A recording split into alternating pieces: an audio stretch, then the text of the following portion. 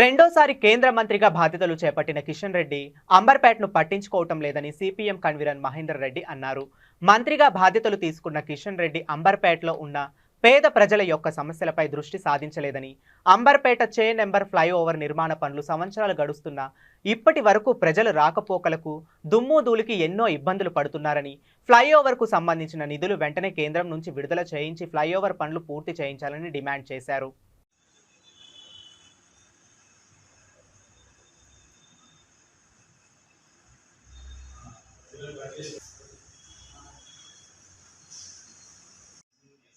మొన్న కిషన్ రెడ్డి గారు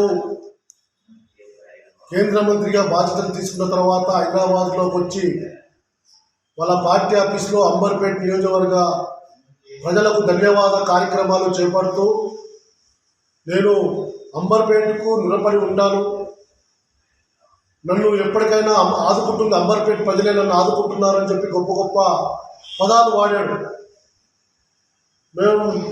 మీరు గొప్ప గొప్ప పదాలు వాడి మా మనసు సంతృప్తి పరచడానికి ప్రయత్నం చేస్తున్నారు తప్ప అక్కడ ఉన్న పేద ప్రజల సమస్యలు పరిష్కరించడంలో తీవ్రమైన వైఫల్యం చెందుతా ఉన్నాడు కిషన్ రెడ్డి.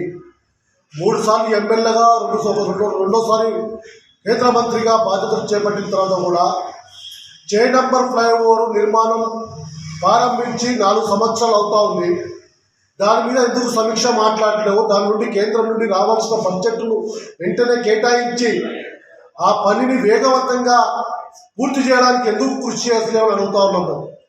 ప్రపంచ దేశాలు ఒక ఫ్లైఓవర్ నిర్మాణం ప్రారంభిస్తే, ఏదైనా నిర్మాణం ప్రారంభిస్తే దానికి ఒక టైం టేబుల్ ఉంటుంది.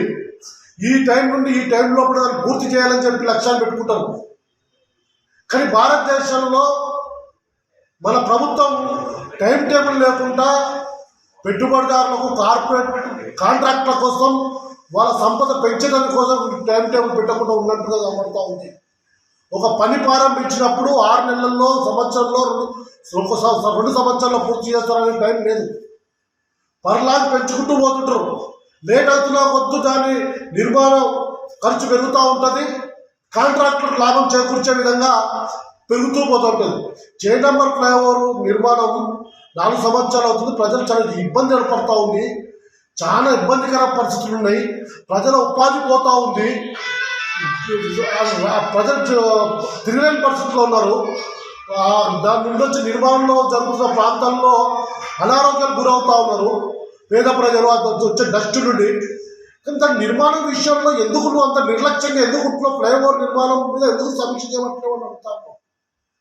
నువ్వు మొన్న మీటింగ్ పెట్టినప్పుడు ఆ ఫ్లైఓవర్ విషయంలో కొందరు అడిగారు కార్యకర్తలు, దాన్ని సమాధానం దాటిపెట్టి ఇష్టం తెలుస్తూ ఉంది మాకు. మీ కార్యకర్తలు మిమ్మల్ని అడిగినప్పుడు ఆ సమాధానం దాటివేస్తూ వెళ్ళిపోయినట్టుగా మాకు తెలుస్తూ ఉంది. కాబట్టి చే నంబర్ ఫ్లైఓవర్ ఎన్ని రోజులు పూర్తి చేస్తారో వెంటనే మీరు సమాధానం చెప్పాలి.